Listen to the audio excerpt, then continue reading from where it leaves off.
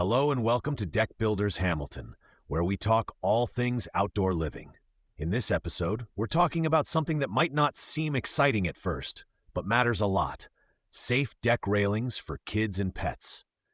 If you've ever watched a small child press against a railing or seen a dog nose its way toward an opening, you know how important it is to get this part right.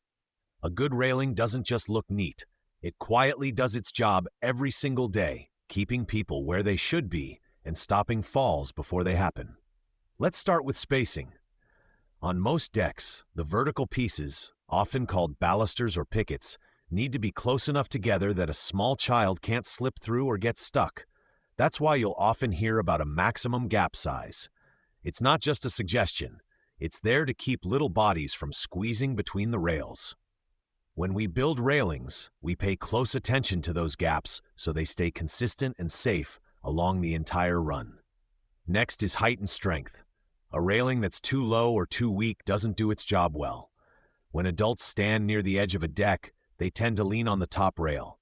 If that rail flexes or wobbles, it doesn't feel safe, and it may not be safe. Strong posts properly attached to the deck frame are what keep the railing in place when someone leans hard or bumps into it. Stair railings are just as important. When people go up and down stairs, especially in rain, snow, or low light, they often reach out for something to hold. A smooth, sturdy handrail that's easy to grip can prevent slips and falls. We think carefully about how that railing starts, how it ends, and where your hand naturally wants to go as you walk. Now let's talk about materials. Wood railings can look classic and warm, and they can be built very strong when done right. Composite and metal railings can offer low maintenance and clean lines. Cable or glass systems can open up views but need proper design to stay safe and secure. No matter the material, the key is how everything ties into the structure of the deck itself. A great-looking railing that's poorly attached isn't really doing its job. If you have pets, you'll want to think about what they tend to do. Do they push against barriers? Do they try to squeeze under or between openings? Sometimes we adjust the design of the bottom rail or choose different infill so small pets stay safely on the deck.